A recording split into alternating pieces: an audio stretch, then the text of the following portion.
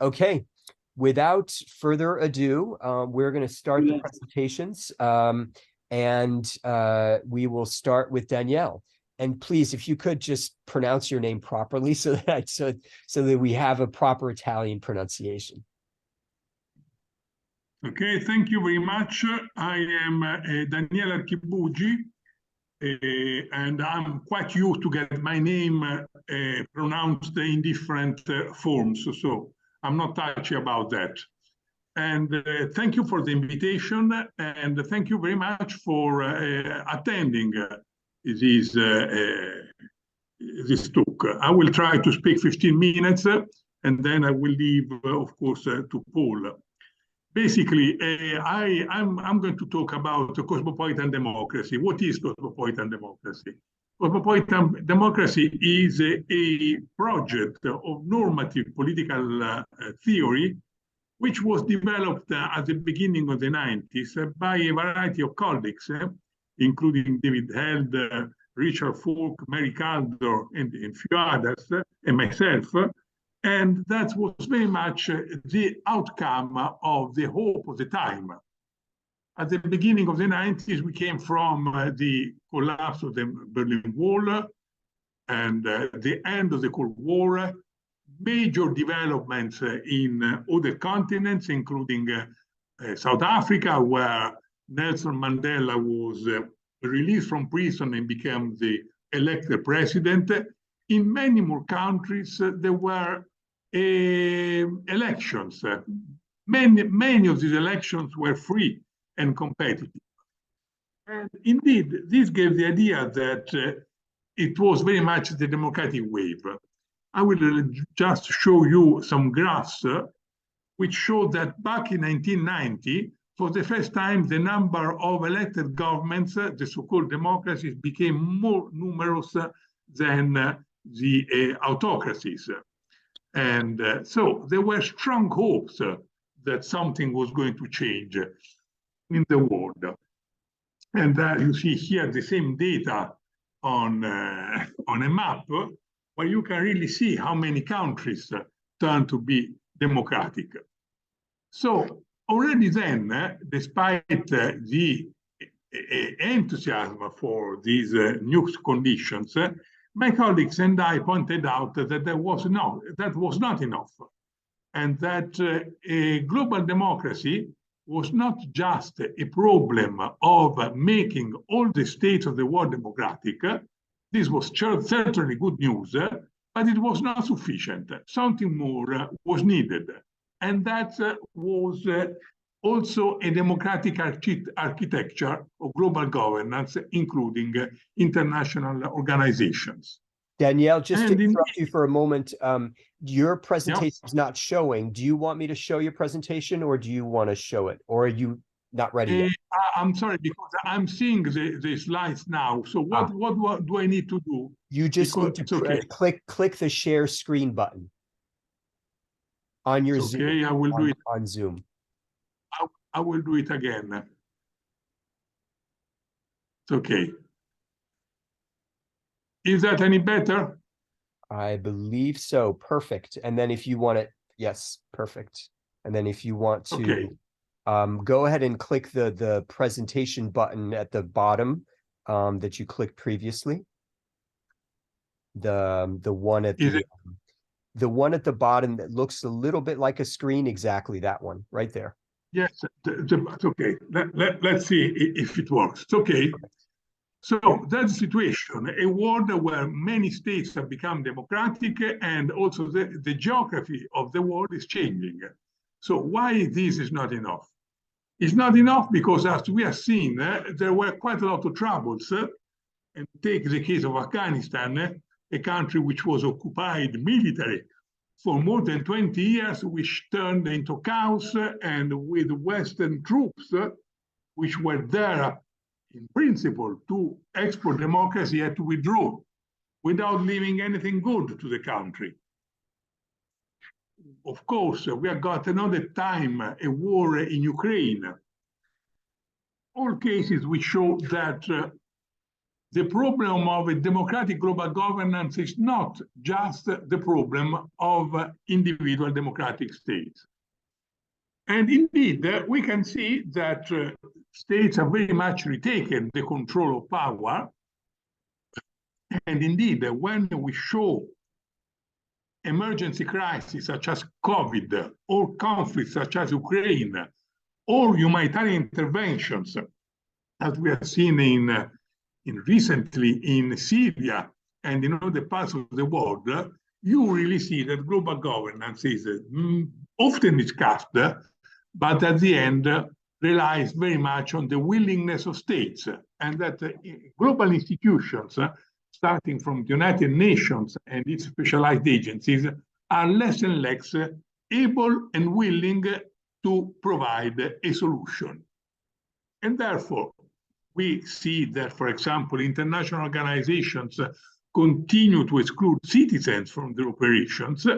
This is very much something which is at the core of the project of our host of Localizing Learning, that the UN reform, which has been debated for decades, has not yet been implemented, and that if there is international coordination, this is more and more likely to occur within groups of states where governments alone are discussing what's happening and what should be done, while the majority of the population of the world is excluded from it, and it's excluded regardless if they live in democratic countries or if they live in autocratic countries.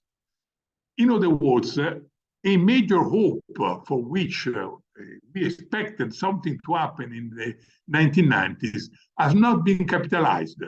And this requires us to work and to act.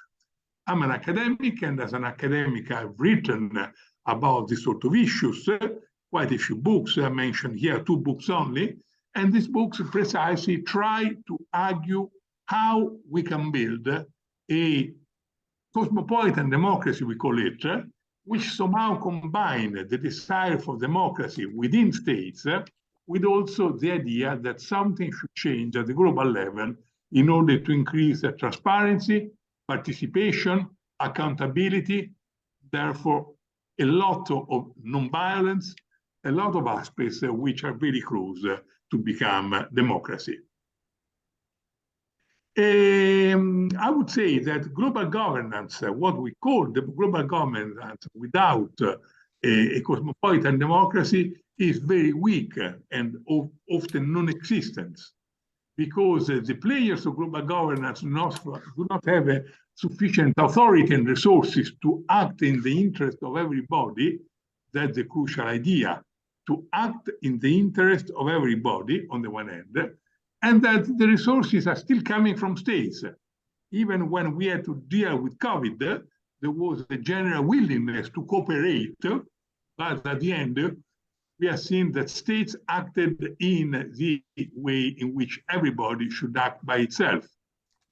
Many years ago, there were some goals agreed about the United Nations, and indeed, the resources to achieve these goals are non-existent. Nobody is committing resources, and this is a problem for everybody. Also because if you think about the climate change, the lack of action today is putting more resources to be spent tomorrow if we really wish to do something about that. And even in the case of mediating conflicts, we see that there is a shortage of these resources, shortage of capability to act in order to create a conflict resolution in parts of the world which will need it. For this reason, I tried to conceptualize these issues in 2 different sets. On the one hand, we have got the internal set, on the set A, in which we address the problem of internal political regimes. This can be defined by the regime existing within each country, And unfortunately, not all of them are democratic.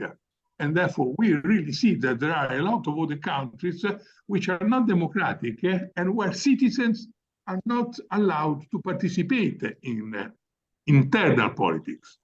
If you take countries such as China, Russia,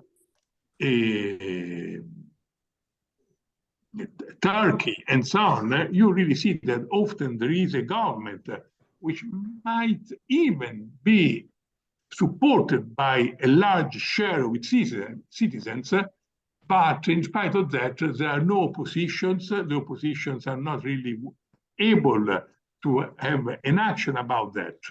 Of course, the more the subcomponent of democratic governments will increase, the more we will assume that it will generate more effects also on the global level. Why? Because sometimes democratic governments, when they're democratic, they allow an opposition to speak up, an opposition to have different views than the incumbent government, and therefore this will stabilize also global governance. On the other hand, you really see that global governance is made of international organizations, which, with all the shortcomings, are transparent, are based on charters, statutes, treaties. We know where they are. And other forms of global governance, which are non-transparent, often secret, and therefore are a threat for the community. Danielle, just to keep track of time, you have about 5 minutes. Thank you very much.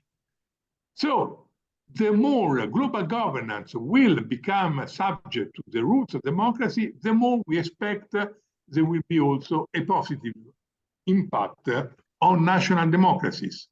And therefore, it will be more likely that internal forces will be able to act for democracy. What can be done? Many things can be done. One of them is to open access to non-governmental organizations and civil society. And we have also advocated the creation of international parliamentary assemblies, including the United Nations. In Europe, we have got a directly elected parliament, which has 27 member states. And you know, there is a dream that perhaps we can get something more at the global level, at least in some parts. And also to give more voice and power to international judicial devices, which somehow should be able to substitute for conflicts among states, if this can be done. And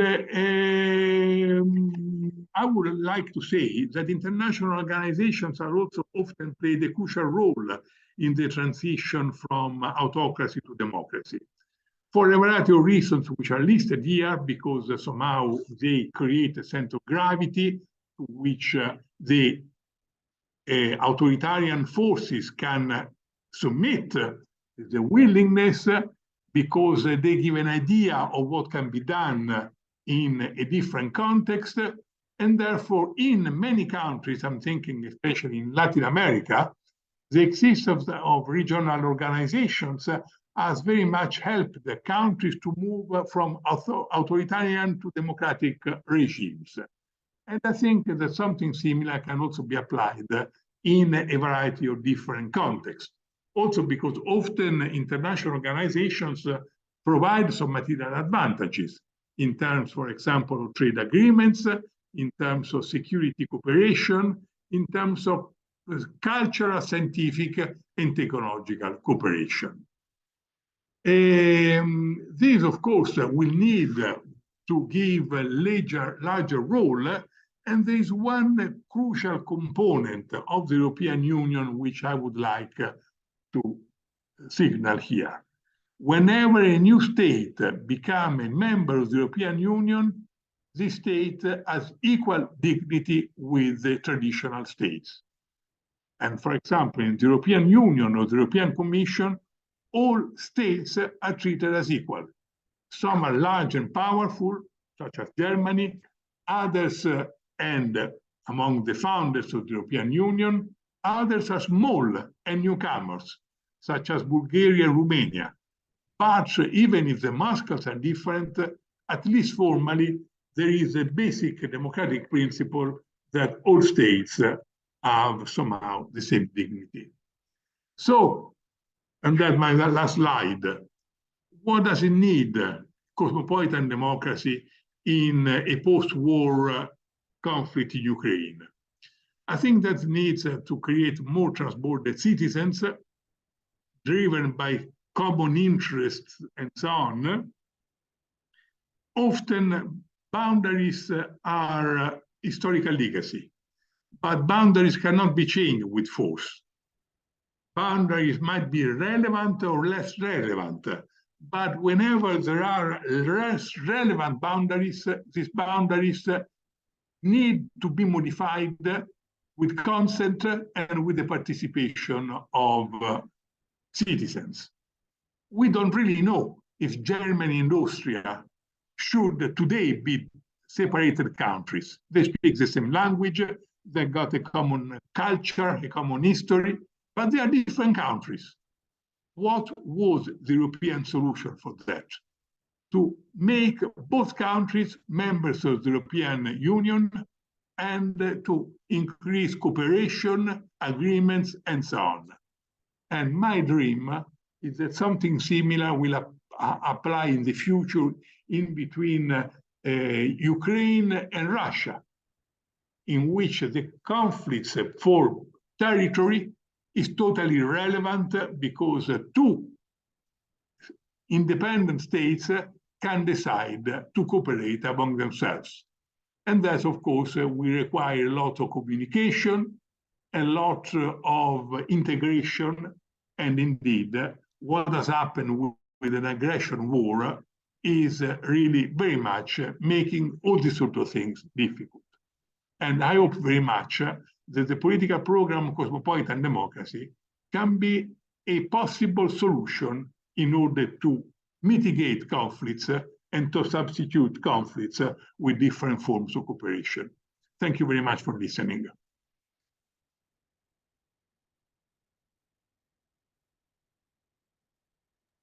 I finished, Paul.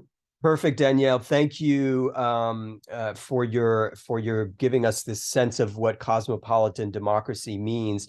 I want to encourage all of you to post comments and questions to the Zoom chat, because they will form the basis or some of the basis for our discussion, which will happen in about 15 minutes. One question for you all is how you see this, because many of you are coming from different countries, some from more authoritarian countries, some from more democratic countries, how you think this applies in your context, and the kinds of questions you have for making this useful in your own context as activists or as researchers in international relations and democracy. Okay, so I'm going to share my screen. Hold on a second and get to the right place.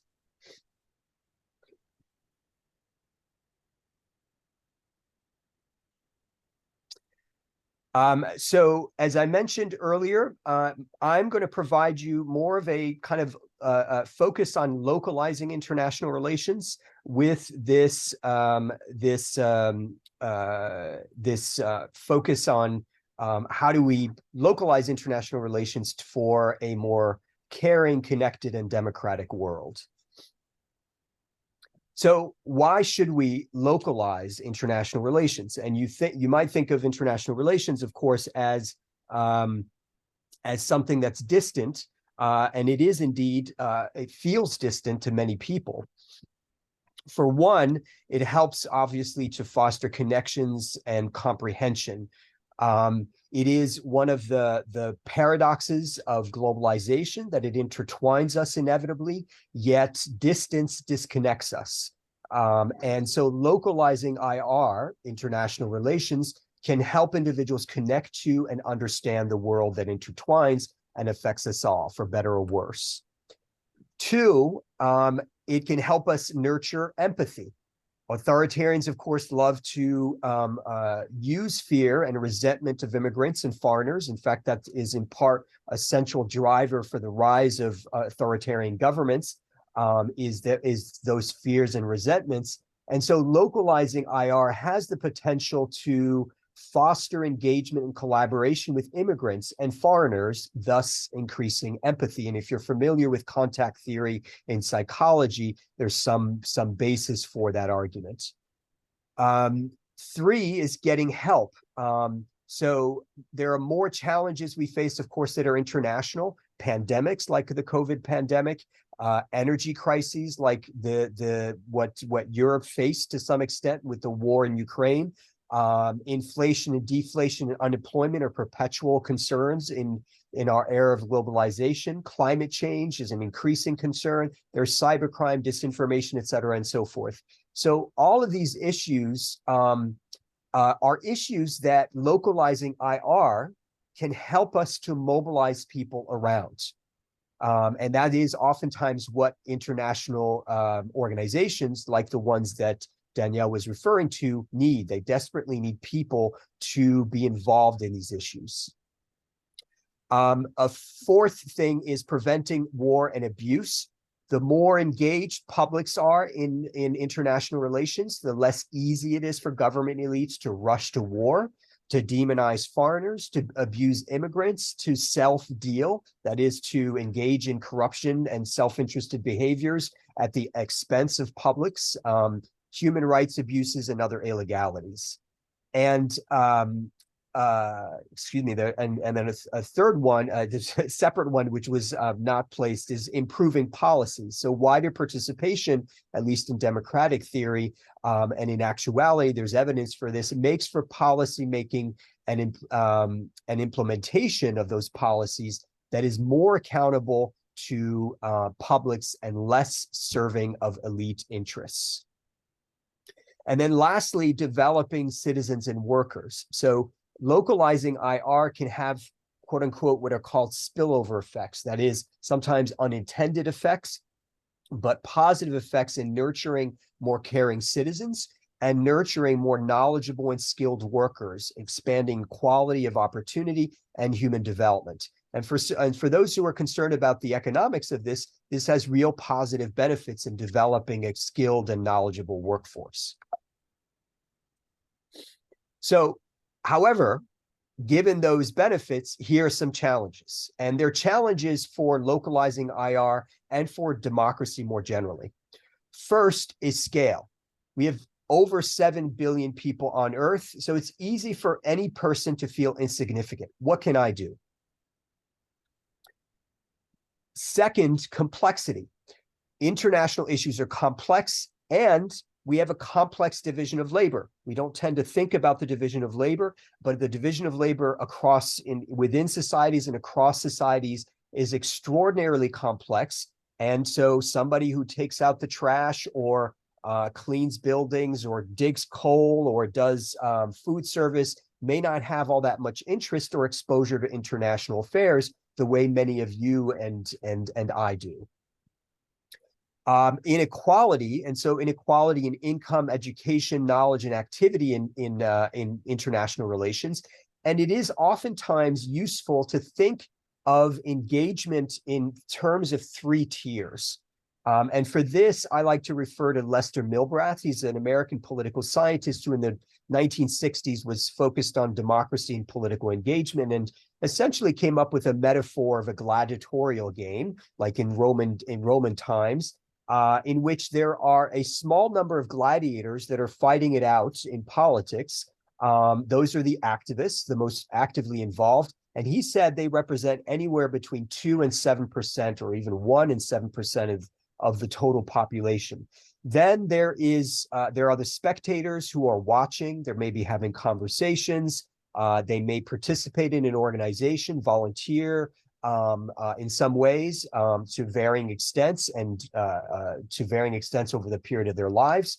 And then there is about a third of the population of any given country or of the world that is totally disengaged. totally disengaged either from international relations or more broadly from politics and political participation. Number 4 is segregation. So there's residential and occupational segregation. We don't tend to think of segregation as a problem in politics and in localizing international relations, but think of and look in the places where you live.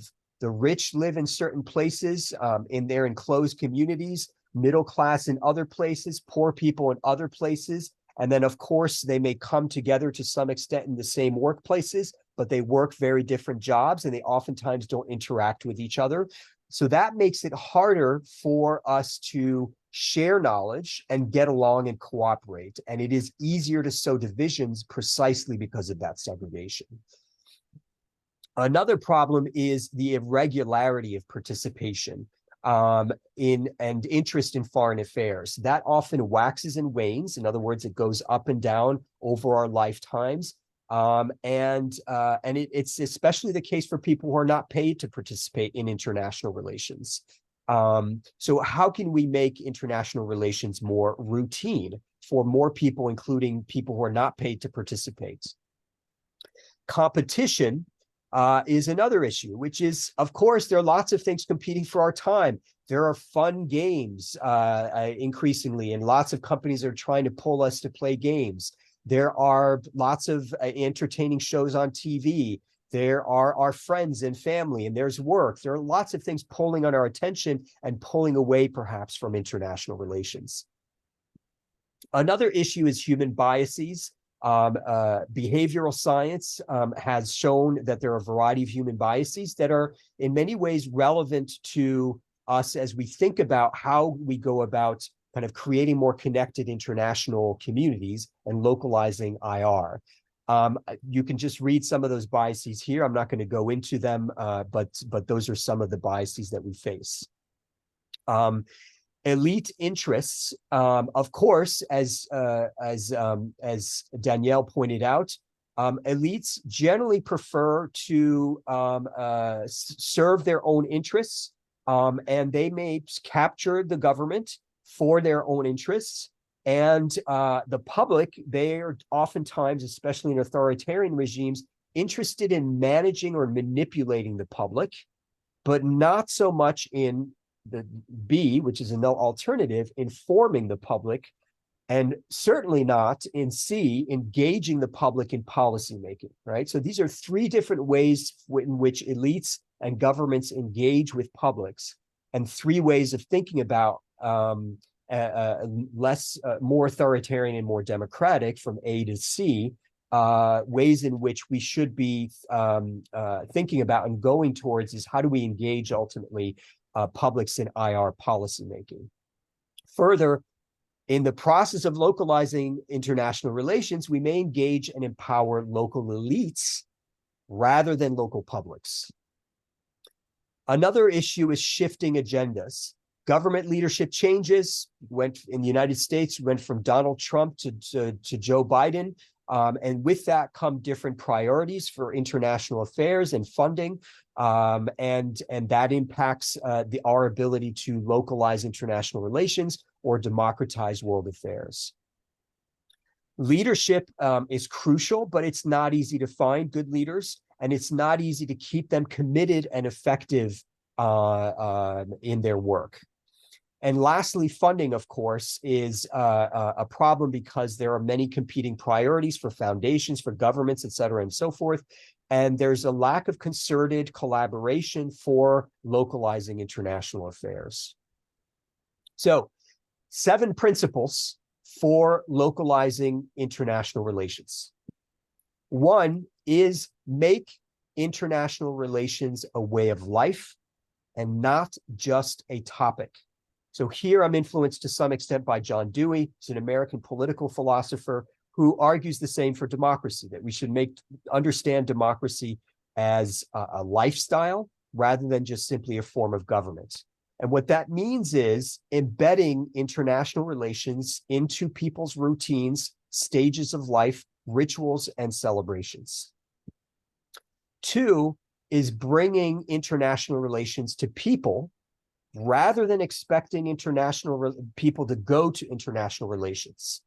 And so what that among other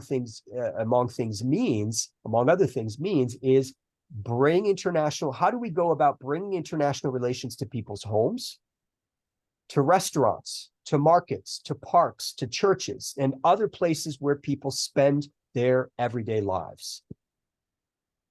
Number 3 is make international relations fun. It's not enough just to have conversations like these. We have to have games, we have to have puzzles, we have to have festivals, we have to have markets, parades, simulations, competitions, etc., and so forth. 4th is make localizing international affairs meet needs and desires of individuals and organizations. This is really important. Students need internships and jobs. Employers need to find employees. Professionals need networking and learning opportunities. Journalists need to get data and analysis. Scholars need to share their research. Scholars like Danielle is actually getting credit for this for sharing his knowledge and his concept of cosmopolitan democracy with a broader public through this forum. And then teachers need to find students learning opportunities. So we need to pay attention to the needs and desires of people. We need to pay attention to what animates people to get involved.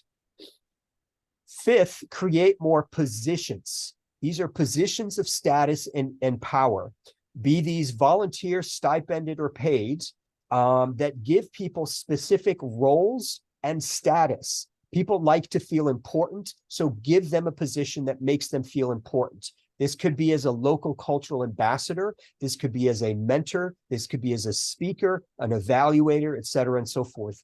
Part of democracy is proliferating positions of power, more positions of power if we want more democracy. Foster collaborations is number 6, and that involves bringing together various stakeholders that have an interest in foreign affairs: journalists, educators, artists, philanthropists, government, religious and business leaders, etc.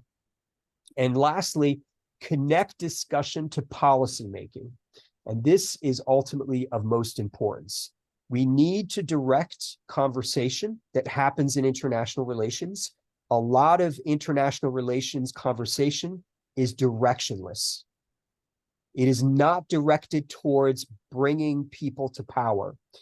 Directed conversation is directed towards bringing people to power, connecting people to power. So I want to make, because I think this is an important distinction, the difference between directionless and directed conversation. And directed conversation connects ultimately people to power in various ways. And we always have to look in that direction.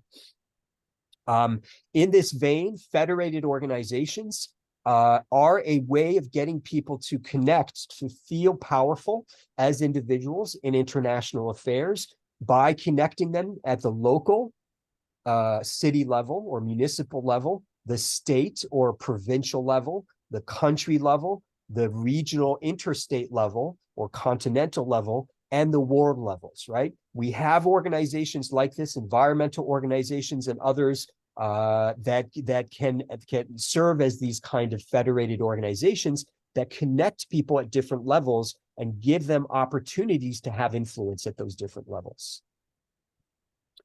So 9 IR stakeholders, and I'm going to go through this quickly. There are governments, especially city, state, and national agencies in IR. There are professionals and retirees of governments, including people who are local residents currently studying, working, and living abroad. There are international businesses of all kinds. There are international NGOs. There are educators and students and the staff, particularly those focused on those disciplines listed. There are media, local to international news outlets. There are immigrant and ethnic associations. There are travel and language companies and enthusiasts. And lastly, there are foreign culture fans of all kinds, from Japanese anime to European art to African music.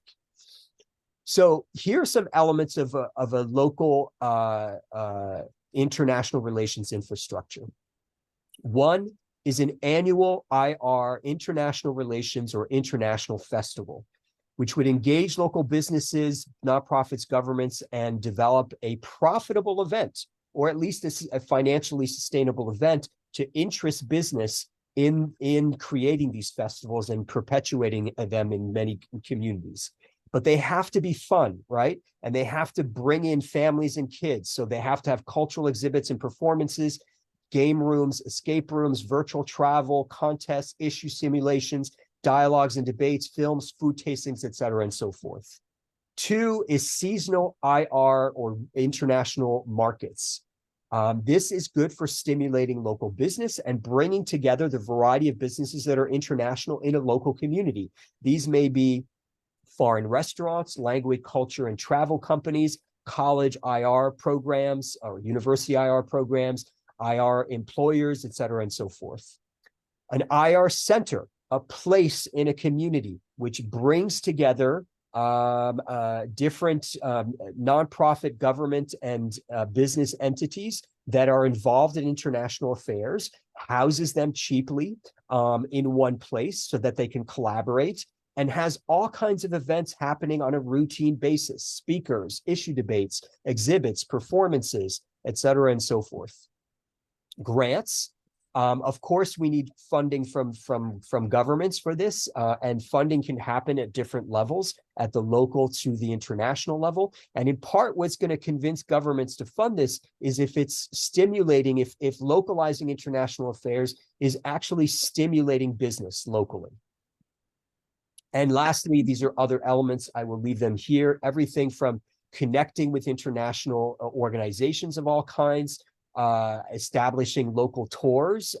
These are actually money generators for entrepreneurs, public language and culture trainings, local radio and TV shows, exchanges of all kinds, international visitors, home swaps, sister cities, virtual dialogues, skill swaps, language exchanges, and then school extracurriculars, student SGD, that's Sustainable Development Goal clubs, internships, volunteering, Model United Nations, etc. So this is I believe, my last five major steps for localizing IR, just 2 slides. 1 is identify and recruit stakeholders. 2 is asset map. Identify the people, organizations, events, and places that already exist locally. 3 is develop a strategic plan, setting SMART goals. SMART stands for specific, measurable, achievable, et cetera, and so forth. Partner with local international business and faculty on this. Set up a community calendar or email list that people can participate in and therefore get on a regular basis notices of activities happening locally, and use the asset map to print a guide or have an online guide that gives people a sense of the local infrastructure, including experts, businesses, nonprofits, and others. But lastly, this is the last slide, is the culmination, that this has to culminate in something. And I go back here to all of this needs to connect people to power. So all that discussion, the fun and the business needs to ultimately connect people to power. And so conversation needs to be directed, right? Directed conversation rather than directionless conversation that connects people to policymaking. One way in which this could be done specifically is that every 4 years in a nation, there are citizens' assemblies that are focused on setting the priorities of that country for international affairs. Those citizens' assemblies should be randomly selected, not selected by local elites, because that will only reinforce local elites' power. And they should be funded by a combination of private and public interests so that you have a wider stake in these citizen assemblies that set the agendas for national governments. Okay, that was a lot to throw at you guys. We are now on to discussion and really interested in hearing from all of you. So I'm going to go to the Zoom chat and see if there are people who have some comments. Eve, I just muted you. Just make sure to mute yourselves if you're not speaking. But if you'd like to speak, please raise your electronic hand. Use the reactions button and raise your hand. And just as I did. but I'm going to go here to Chia or Terrence, who is joining from the who's joining us from United Arab Emirates, but I know him personally because he is from Cameroon originally, and he's one of our family diplomacy trainees. Terrence, do you want to explain a little bit what you have here? And you may want to take out your headphones if you have your headphones on, just because that tends to interfere with audio. So do you want to explain the comments that you shared here and offer any questions or comments? Yes, can you hear me? Yes. Yes, Mr. Paul, thank you. Thank you, Mr. Daniel, for presenting. I just want a question to Mr. Daniel for his presentation. Actually, I would like to say, because he do said that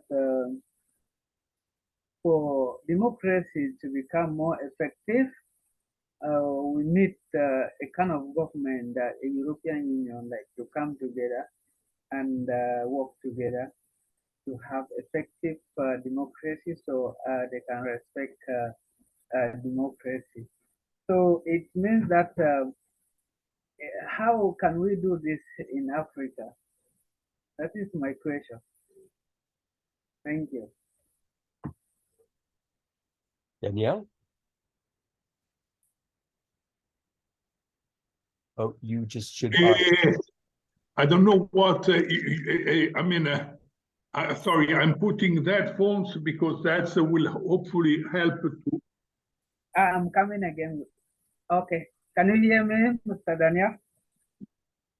Yeah, hear me better now. All right. Well, I mean, let's start from the beginning, and that's what I think puts together what Paul said with my program, Cosmopolitan Democracy. Do we actually need citizens to be connected among themselves or not? Because in one traditional view, we can argue that this is not actually needed. We nominate one government in each of our countries, and then we get our governments to interact among themselves. And this, unfortunately, is not in our interests. It's not in the interest of the citizens. Because Okay. too often, in countries where there are different political views, the typical way in which a faction, a political party, a group, an ethnic group, whatever it is, manages to increase its consent is by arguing they are threatening us. This is what Putin has done in Ukraine, is what the American government has done during the Cold War, is what many different governments have done. And therefore, by doing that, both democracies and non-democracies get more power for the incumbent political elites. But are we sure that, just to speak about the war of these days, that there are conflicts which separate the interests of the Russian citizens with the interests of the Ukrainian citizens? I doubt it. I think that this war is, of course, against the Ukrainian citizens, but is equally against the Russian citizens, which are going to spend money to lose young people in terms of soldiers, to get a mess for something which is not in their interests. And if this is a problem, what's the solution? The solution is to try to build at all possible levels connections among citizens in which citizens are able to interact among themselves and to compare their own agendas, their own priorities, their use of their resources. Of course, there must be conflicts, for a variety of reasons. But often the double combination of interaction among governments on the one hand which might be useful. I mean, I do not deny that governments have to interact and to take decisions among themselves, but also with an integration among citizens is in the interest of citizens. And how can it be done? Paul has already named a large number of actions which can be taken, from tourism, from collaboration, interaction, whatever it is. My own program, which is more devoted to the political side, is to say that we need to build institutions. And for example, we need to build a parliament, a world parliament, or parliaments across the different sources. There are often other important ventures, which are local authorities which enter in contact among themselves, which help to at least to know each other better, you know. And I think that in a globalized society, in which all of us are global because we have we watch the same films, we consume the same products, we produce the same things, we compete in a global space, it's more and more important also to create a space for political participation. Okay, thank you so much. Can I say something? Sure. Yeah. Thank you, Daniel, because I understand that the point is clear. Actually, Russia is gonna suffer. It's not an issue of today, but at the long run, they're gonna see the effect of the war. In as much as Ukraine also are seeing the effect right now, they will see the effect at the long run. And I understand that your point is that we have a vital role to play in this situation, like citizen diplomacy, right? Yeah. Yes. I think the short answer is yes. Yes. Okay. Good. Good. Good. Let's yeah. So, and I think you're seizing upon a really important thing, which is we as individuals have tremendous agency to make things happen. And part of that is by connecting with other citizens, as Danielle has been pointing out. So, but I want to turn to, because it's a related question here, Alfredo, who's joining us from China, but is from, if I understand correctly, a researcher from Italy and Thailand. He has a question about what is meant by connecting local local IR to power, and what is power when referring to civil society actors and individuals. Alfredo, do you want to elaborate on that or explain further? Yeah, I'm connecting from China. I hope we have VPN issues. I hope you hear me correctly. The concept of power is very complex in political theory and IR. So usually when we talk about power, we relate it with, the sovereign states in international theory. So I'm wondering how to apply power to non-state actors and individuals. Citizen diplomacy is about individuals. So is it about just agency, as Paul mentioned, or is something more? Is it, involvement in decision making, or is something else? Just kind of simple questions, specifically to Paul, who introduced this idea of connecting localizing IR to power. Yeah, so I'm gonna put down in the chat two theorists, one of whom you're probably familiar with, which is Max Weber on power, and the other you may not know, who's a sociologist who's written on power. Both have kind of influenced the way I think about power. Power, yes, is complex when you get into the details, but I think for ordinary citizens, it doesn't have to be complex. I think what we should understand by power is people's ability to get things done and to have influence over the decisions that affect their lives. So it's two things: get things done and affect the decisions that are that affect their lives, right? To have influence over the decisions that affect their lives. And so the power to get things done relates to what Danielle was saying about getting us to collaborate together as citizens internally, locally, but also internationally.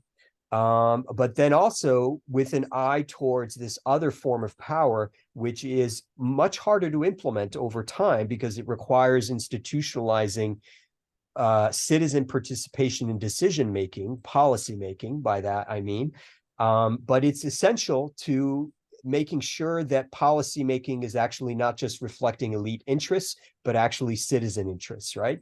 If citizen interests were reflected, for instance, as Danielle pointed out in Russia, and we had citizen assemblies around international relations, and citizens had to, because after all, citizens are the ones that are being sacrificed on battlefields. If citizens actually had decision-making power as to whether or not to go to war, my guess is at least half of the population, perhaps the women more than men, would be very averse to going to war, and would check that. But unfortunately, that's not the case. So we have to think about power in both of those senses, as allowing us to get things done together and allowing us to impact the decisions that affect our lives.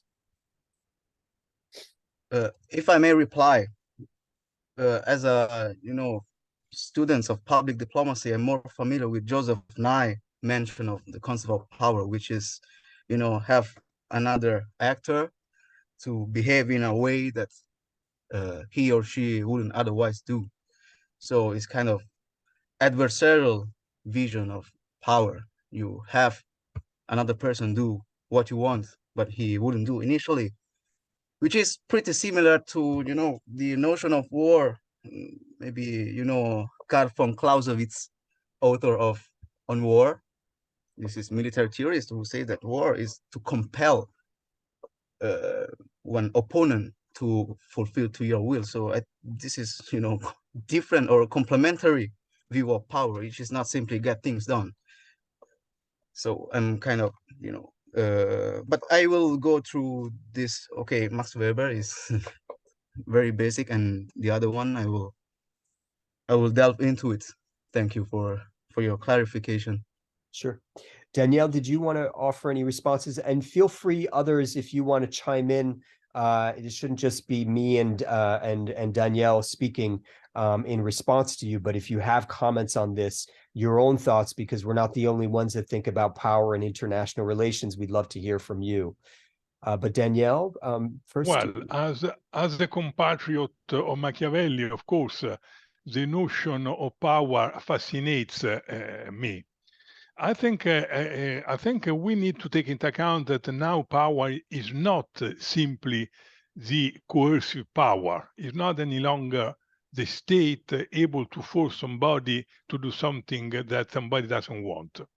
We have got an enormous amount of different powers which need to explore and which work very well into society. I mean, already Max Weber made the distinction between authority and authoritative.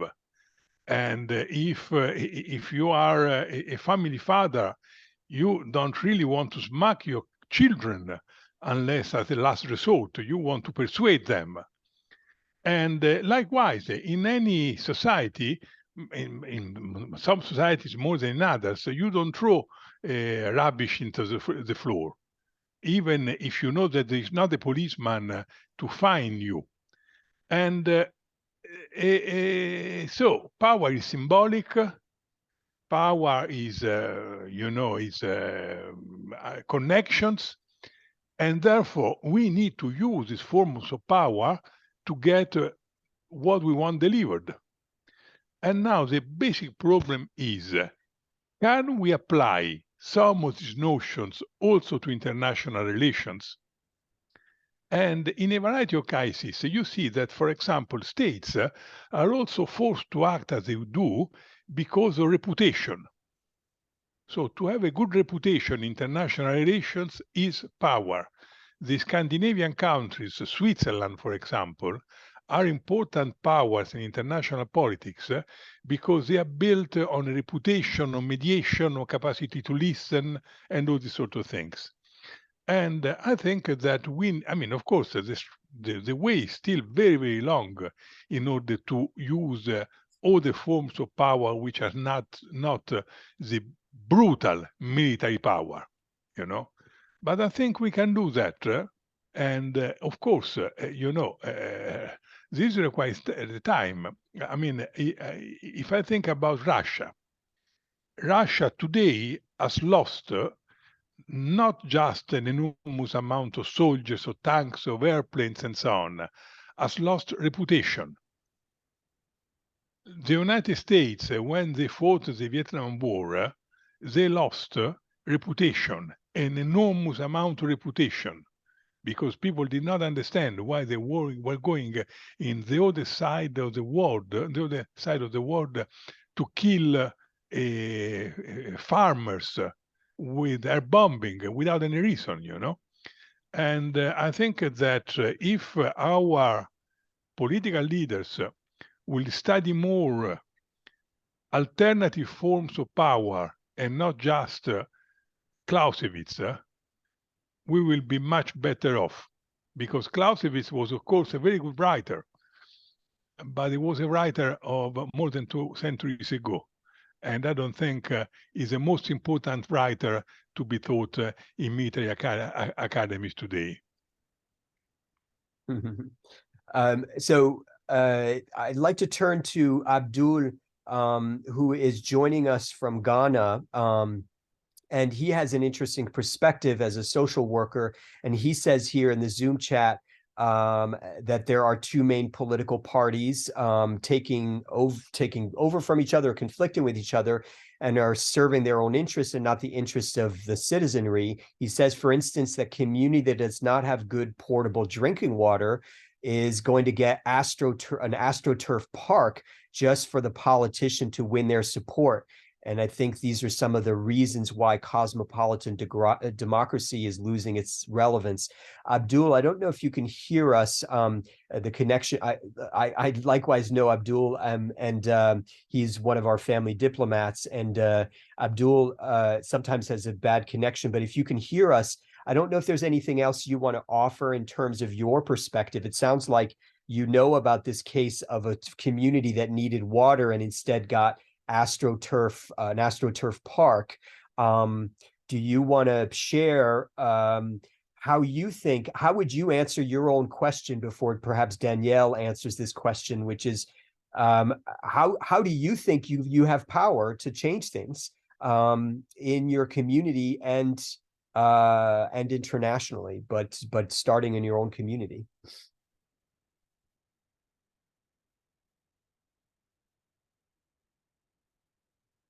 Abdul may not be able to hear us. So I'm going to throw that question out to all of you. But Danielle, do you have a response to that? And then I'd love to, by the way, I just want to flag, we've heard, I've seen a pattern here. We've heard mostly, I think, or exclusively from men so far. And it would be great for the women among us here to chime in. I'm sure you have your own thoughts and can bring kind of perspective and knowledge to this. So would love to hear from you if you're willing to raise your hand. Danielle, do you have a response to this kind of challenge that Abdul is facing in Ghana? Oh, unmute. Sorry, there are major problems about the organization of power within countries, you know. And indeed, I've read in the chat what many people have raised, namely that at a certain point, governments with power do not deliver what they're expected to do. And that's indeed is a major problem. I mean, it's a major problem. In some cases, there are not the resources to do that. In other cases, there's not the willingness. And that's the reason why we believe in democracy rather than in coup d'etat, It means that if somebody in charge is not good enough, you should find peaceful methods in order to change the government and to get another government, under the assumption that all governments should be entitled to have the powers of the state. And this is what democracy is about, you know. Now, I was very much interested by some of the early questions in the chat, and I will take 1 second to respond to them, in which this chat say, what about when there are international organizations that are not able to deliver what they promise because they don't have the resources? And that's a very important issue in many developing countries. Why? Because in some developing countries, you have got that some domestic issues, health, education, and so on, are either organized by international organizations or by non-governmental organizations which come from outside the country, or are financed through financial development aid. And indeed, I don't think this is a good situation, of course. It is always better when countries are able to sort out the problems by themselves, or even when there is some empowerment from international resources to national authorities which become in charge. But when national authorities are not able, and there is not yet an institutional building which helps them, then in many cases I've seen very effective local programs which manage to link different countries and to get the resources from richer countries into poorer countries. I remember very well what Samir Amin once said: development aid is too often the money taken out by the pockets of the poor living in the rich countries and which end in the pockets of the rich living in the poor countries. And therefore, sometimes if there are some bilateral associations and organizations, that might be a most efficient way to organize the development aid. Abdul, you're now, it looks like, connected here, and I'm wondering if you wanted to comment. Yeah. I don't know if I'm audible enough. You are. Yes. Yeah, thank you very much, Daniele. I think in most of the African countries, especially in Ghana, where I live, some of us do not believe that it has to do with lack of resources, but greed from the people in power. For instance, in Ghana, there have been something the current president has taken up to do that he called a national cathedral, of which he had to go and demolish buildings that were belonging to the security personnel just to establish a house of God. It's about 2 or 3 years now. People have donated, organizations have donated, but it is still at the foundation level. It's appalling. It's appalling. I think this, excuse me to say, this cosmopolitan democracy is not meant for Africa. That is why you have seen most of the African countries now experiencing coup d'etat day in, day out now, because the leaders are now abusing the citizens at the expense of the power they are occupying. They are not working to the demand of the people, but to the demand of their own self. Abdul, you know, it's a good point and an important challenge. One thing that I would like to throw out, perhaps, for those of you who do live in authoritarian, in more authoritarian or less democratic societies, and of course I say this with some degree of trepidation, because depending on what you do, you may face repercussions. But there is a lot of in a lot of countries, democracy is understood as, in this very thin sense, as electing your representatives and hoping that those representatives will do good by the public interest.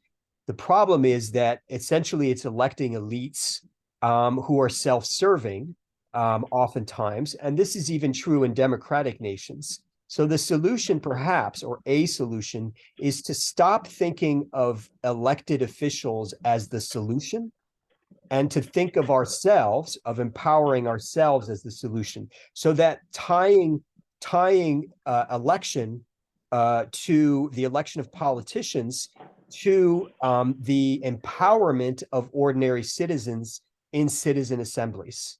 In other words, that instead of asking for a new park, more water in the village, et cetera, and so forth, ask for power. Ask for citizen assemblies that are actually connected to decision making, that influence decision making, and are not just listened to by the elites, because it's very easy for elites to say, oh, yes, yes, yes, we appreciate what you said, and then go on and do what they want, but rather that the elites have to implement what the citizens call for. So that kind of model of democracy, it is a form of more direct democracy, puts the power back in the hands of ordinary people and makes it harder for elites to get away with what they're doing in government. So I just want to throw that out there as a way of thinking about this that challenges the usual assumption that this next political party, this next charismatic leader is the solution to all our problems. They're not. More often than not, they're their next people who are going to be dominating us.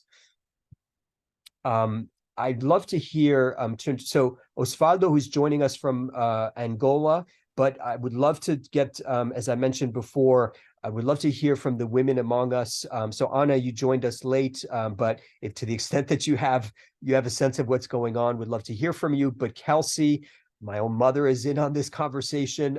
Alex, who's joining us from the United States, Begum, who's joining us from Turkey, Xiqi, who is joining us from China, and Karen, who's joining us from the US. Would love to hear from you guys, and Carolina, who I don't know where you're joining us from. We would love to hear from you as women who have oftentimes different perspectives. Osvaldo first.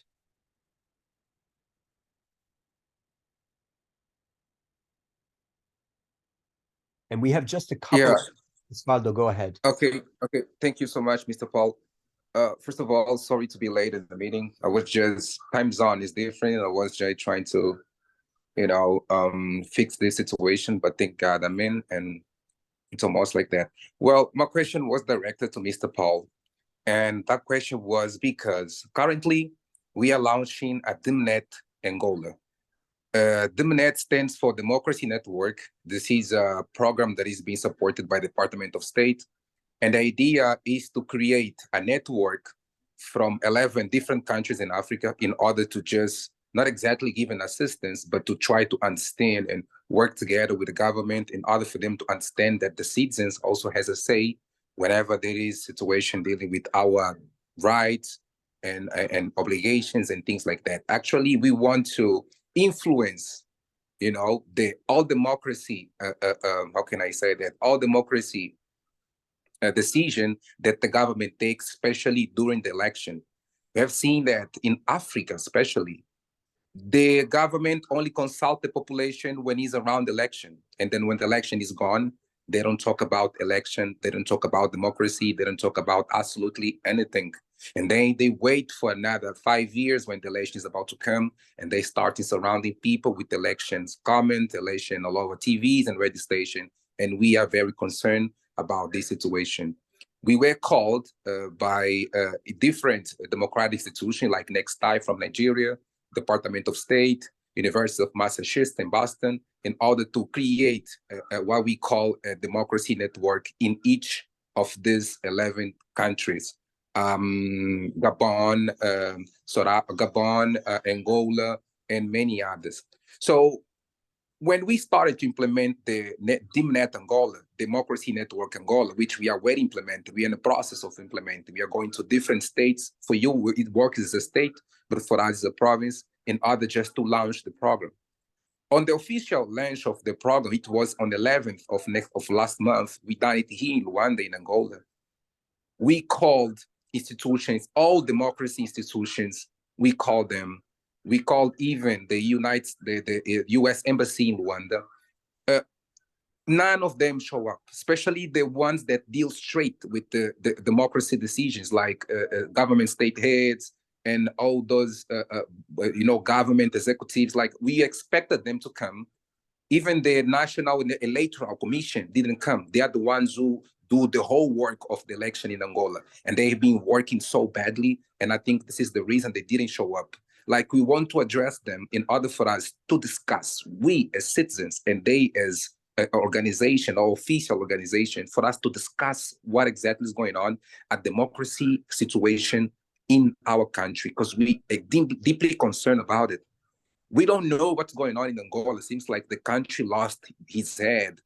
Things that happens here, if I tell you, you wouldn't believe. So I was like, we're going to take this opportunity for this launch in order for us to call another institution who work with the same objective, in order for us to stand together and make our voices strong.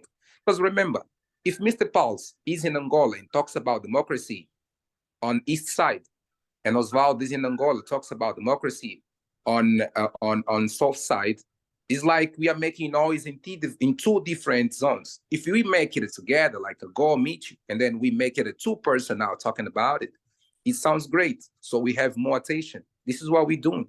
This network, this democracy network, is an official network that will include all institutions around the country that works or has the same mission as us. So together, we are going to create a network in order for us to go also give our say whenever there is a government decisions that is not in our favor. All I'm trying to say is that they didn't show up. And my question is, why? I'm not saying it's only in African country that it happens, but it's more often. And my question is try to understand. Instead of they use the power to get things done, as you said, and that was a very good definition, why they most of the times use the power to, how can I say, to give, to have access to state decisions that are only not in their favor. I'm trying to say that they take decisions or they influence decisions to be in their favor, either politicians, either ministers. But why is it like that? Why don't we have a sense of get things done in favor of population? Thank you. Osvaldo, thank you for your perspective from Angola. In the interest of time, we do have to finish up here. I'm just going to note that a number of you, including some of the women among us, I appreciate, have been writing comments in the Zoom chat. Please do, because again, as I mentioned, these are going out to a much broader group via our email list. So your comments are much appreciated and they will be shared more widely. In the interest of time, we unfortunately have to switch over. I hope in the future that these conversations are going to be more than just a bunch of men talking. Because half of the population in the world is women, and their perspectives are less heard. But we're going to finish off with Brian Smith, who is joining us from the United States. He is co-editor with me of the Citizen Diplomacy International Bulletin, and he wants to give you essentially this resource that we have that you can share out before we finish off. If you have any announcements that you want to provide of events coming up that you think would be of interest to people interested in citizen diplomacy, please share that to the Zoom chat. And then we will finish off by thanking our speaker, Danielle. Brian Smith. Thank you, Paul. Can you give me share my screen privileges here? Yeah. Oh, you should have it, so you should be able to share. Oh, there it is. Yeah. Okay. So yes, thank you. I would reiterate, even if you don't have any events or items for inclusion right this minute, feel free to send an email to Paul or to someone at Learning Life and get those into us so we can include them in the next bulletin. So here, let's see. So here is the bulletin for this cycle. And basically, I just wanted to lead with peace. I think it's been a really rich discussion about power and coercion and ultimately, you know, what is diplomacy about? It's not just mutual advantage, but global peace. And I would highlight that the UN has a lot of activities and a lot of things for citizen groups to sort of take action. And if you go to their website, you can get a whole list of those things, and they are highlighting those things, especially this year in tandem with the SDG goals and the summit that's happening in New York later this month. It's also happening in New York, and also apropos of Paul's interest in festivals, there has been there's a thing happening in New York. I did not include this, but it is a global citizen festival. Let me get my screen back here.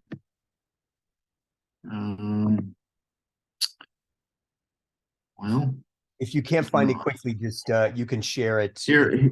Yep. Yeah, I can just send some links here, but my view just got all messed up. So, but yeah, we can look through that another time. But essentially, I wanted to highlight the ways that groups are actually, you know, there are a lot of groups. Pardon me, I'm having some technical difficulties here. I think Brian, why don't I stop sharing your screen, because I think you're having your computer's probably freaking out, because you're doing too many things at once, and I'll share my screen so that you can. Here it is. Here, I got it right here. Yeah, and we can just kind of go through and see. So this is another grouping of activities that would be very worthwhile. Partners of the Americas. They are focusing exclusively on this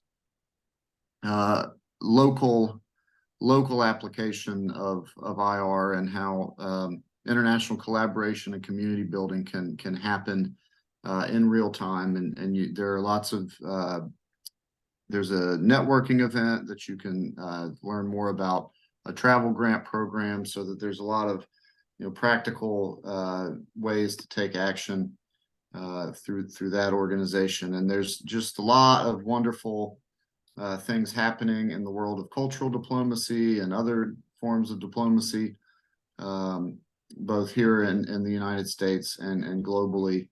In Asia, Europe, Culture Lab is happening in Singapore. And of course, yes, down here, there are some good articles, including Daniela's review of this book, Citizens, Elites, and the Legitimacy of Global Governance. I think that has a lot to do with this interplay between the levels of power and diplomacy, and how citizens can interact with those higher up on the supposedly higher up on the food chain. But a lot of really awesome content here, especially draw your attention to the special issue. That is an entire journal issue dedicated to citizenship and all the ways that you can get involved and see that. I have to say, this last apologies, this last entry here, the link is wrong on that one. So if you just cut and paste, you can find that article online. And then some great books. Daniela also mentioned tourism.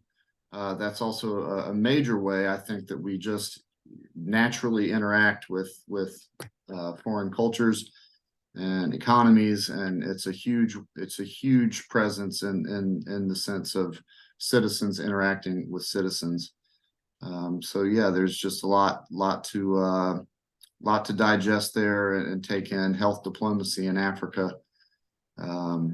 Just a lot there for you all to check out. And again, please do send us any events or funding opportunities or conferences that you're interested in, and any work that you all are doing in your own home countries. Please do pass that along. Great. So that's good. Thank you, Brian, for sharing the latest bulletin. That bulletin is going to be coming to you in the next 1 to 2 weeks for those of you who are on our email list. And if you're not on our email list, just let me know and we'll add you to the email list. You'll get quarterly notices of these meetings. The next meeting, just to put it on your radar, is it's the last meeting of 2023, and it is focused on digital diplomacy. And that meeting is on December 5 at 11 a.m. to 12:30 p.m. So not quite the time now, but 11 a.m. to 12:30 p.m. And that's Washington, D.C., New York time. So same time, just 1 hour behind. So you'll get information about that.